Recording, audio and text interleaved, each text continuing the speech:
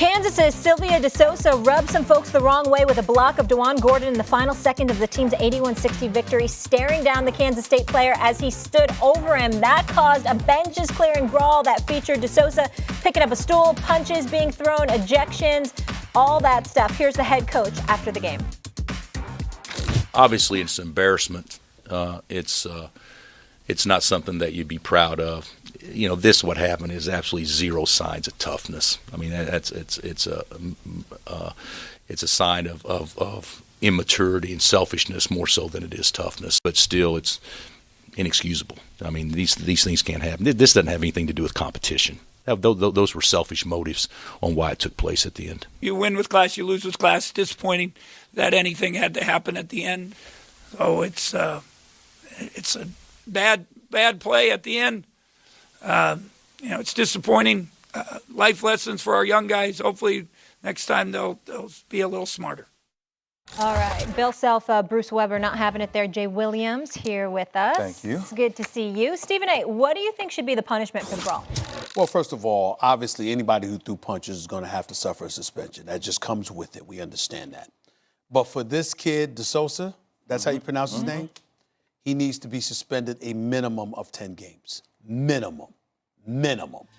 For several reasons. Number one, he instigated it with the block shot and the taunting at the end of the game. You're already beating them by, 81-59? I believe that was the final score. So it's a block. 81-60, yeah. So Same he deal. literally blocked the shot as time expired to end the game. In all fairness, the other player stole the ball from him, which doesn't typically happen sometimes. Right, they're dribbling out the clock. Stay with me. I understand that. Bottom line is you won the game by 20, all right? You blocked the shot. You stand over him. You taunt him. That's not that big of a deal to me. It's kind of embarrassing, Bush League, but it is what it is. Mm-hmm. But the minute the fight breaks out, you picked up a chair. If that chair had not been grabbed by that assistant coach, what was you going to do? What were you going to do? See, right there is where it's automatic. And why do I say the 10 games and I bring up the chair? This is the same guy, correct me if I'm wrong, Jay, handed a 2-year ban from the NCAA? For taking money. For taking money, which don't get me started with that because that was bogus. I mean, $2,500, but they're going to sign a nearly $200 million deal with Adidas. That's ridiculous. I'm not faulting him for that. What I'm saying is he was lucky to be playing because they ultimately rescinded, you understand, and elected to allow him to play this season. So you were lucky to be on the court this season, which means that you want to perform, but you also want to fly under the radar. Because it's the NCAA we're talking about here, as hypocritical as we all know them to be. So you got all of that working against you coming into the game, coming into the season. You get yourself into a fight, you throw blows, and then you pick up a chair. If that had not been grabbed by the assistant coach, what exactly were you going to do? That, to me, warrants a minimum 10-game suspension. I had the same reaction as you upon first watching it. There's a visceral response to seeing a dude with a chair in like just a basketball fight. First of all, let me just start by saying this. This is not as big a deal as people are making it out to be, this whole thing. People brawl sometimes on teams. It happens. Jay, I heard you guys talking on Get Up this morning. Baseball and hockey, it's no big deal. It's part of the culture. Well, I wonder why that is. If it's college basketball, then it's a bigger issue. I will leave the racial component of that alone for a second. Guys brawl. That it spills over into the stands is bad. That's a little more severe. No one went after any fans, but it spilled over into the stands. But the image of the chair over the head is what I want to address. Whatever your visceral response is to that, on a gut level, I don't like that. I got to say something. You want to say he instigated and that deserves a little more penalty. You want an issue of a handful of game suspension, fine, not further than that. Everyone has moments in their life where there's a fork in the road, right? There's a good decision or a bad decision. And sometimes you're about to make a bad decision. And maybe someone helps you, a mentor, a friend, circumstances, luck. And it pushes you in the right direction, and then you, instead of making the bad decision you were about to make, you made the good decision. You made the good decision. Whatever you were contemplating, you didn't actually do it. And not only do I think the kind of the culpability changes at that point, but also in terms of the way we punish that, as a society, for lack of a better term, it's important to show when you make the right decision, you get rewarded for that. So that doesn't mean he doesn't get suspended. He does. If you want to make it a little stiffer than others because he started it, because he even had the chair up in the air, fine. But let's keep in mind, even if it was a coach holding it back for a second and that dissuaded him, and even if we imagine without holding it back, he would have done it, the fact is he didn't. And I think it's like a teaching moment. Whatever the circumstances are, if you make the right choice, and if someone helps you, whoever that is that helps you, you should not be treated as if you made the wrong choice. So I disagree with like an out of proportion suspension for that player. Jay, I want to hear from you. Obviously, you played championship level college basketball and in the NBA. I agree with Stephen A. I think the act was wrong. I think he does deserve a 10-game suspension. I've already stated my case on that. But I did want to. Why 10? You both said 10. Yeah, well, I think 10 is it's an arbitrary number. Anybody can come up with that number.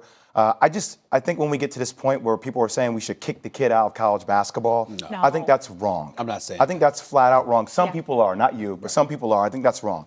And I did want to provide context on this, guys, because, and Max, you said it. I was up for get up when I said, hey, when we see this in baseball, there's no outrage. When we see this in hockey, there's no outrage. There's been multiple shootings in high school basketball this year where people have died and there have been brawls. No outrage. So when I see this kid, and I don't know if any of you guys have ever been jumped or if you've ever been in a fight, but I've been in a lot of fights growing up, okay? I can't think practically if I see people coming at me. Now, all the angles showed you don't know who threw the first punch. That is still out there, okay? So I did see the bench clear off. If I see somebody coming at me, my back is against the wall, it doesn't make it right, Stephen A. You just know white team, blue team. It doesn't make it right, Stephen A. It doesn't make it right.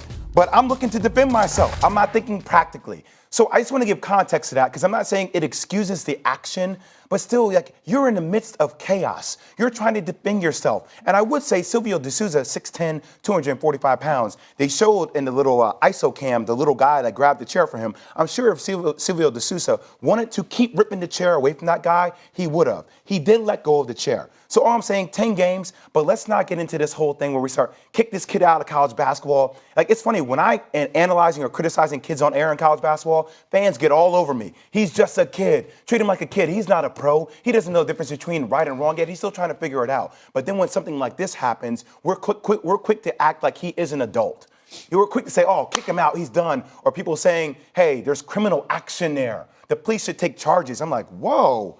Wait a second, we're still talking about a 21-year-old young man who made when a a brawl decision. breaks out like that, I like what you said, that all you know at that point is white jersey, blue jersey. You just right, like the blue jersey, like that. But at this moment, there's going to be a lot of virtue signaling in the media, a lot of hand wringing to show who can be the most outraged by this. I don't want to participate in that. I do think there should be some concern, right? We should say, no, Dad, don't brawl like that and let it spill out in sense. Definitely don't lift a chair over your head.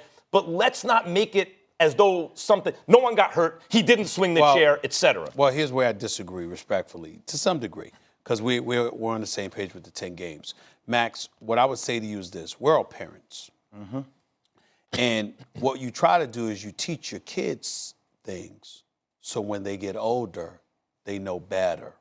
Now, that doesn't mean you're always successful, but what I'm trying to say is that you're usually using things as a dissuasive measure in the earlier part of their life because you know they may be confronted by something later on, and therefore you know you have an idea of the lines that can't be crossed, okay? So understand the thinking. In the pro level, I recall the New York Knicks losing a playoff series because Patrick Ewing stepped a portion of his foot over the line. And David Stern, God rest his soul, I was at his memorial service yesterday at Radio City Music Hall in New York City. It was a wonderful service put forth by his family and paid for by James Dolan, by the way. The point that I'm trying to make to you is he stepped a foot over the line and he was suspended and Larry Johnson was talking about Jeff Van Gundy on no, whose leg was it? Alonzo Mourning? No, I'm talking about, what was it? Was it that one? It was when you and all of them, it was against Miami, you and all of them. Yeah. All I'm trying to say to you is this. Nothing really happened on their part, but they're grown men being paid millions of dollars. They're professional athletes. These are the letters of the law, and it needed to be followed. Why? As a deterrent for future generations to come That's to fair. know better. You got college kids right now, and the imagery of that man having that chair over his head I agree. is going to leave an indelible mark. You must send the message. You can, under no, unfortunately, I don't like it, but unfortunately, they're going to show the image of the chair over his head. And the NCAA wants to make sure it's clear. Don't y'all even think about something like that. That is why You also don't want the dude you to- have you don't, to you don't do want that. anyone to think, hey, That's I'm what going to saying. get severely punished anyway. Once the chair's over my head, if they're going to act like I swung, I might as well Well, swing. wait. If you He didn't swing. if you swing, you might be suspended for the rest of your season. Can I tell? I don't even think the NCAA needs to make. I don't think the understand. conferences. I think Kansas does. Now, Sure. Let's put this in context, for a second. Right. You know, Kansas is under investigation. Yes, right now. Adidas. Okay. Kansas also had their Midnight Madness, in which was Snoop Dogg. Snoop Dogg, and strippers and dancers and things of that sort. With Bill Self promoting it by wearing a thick gold chain, walking in a store with an Adidas Just shirt something on. to look for. I think Bill Self will be coaching an NBA team pretty soon.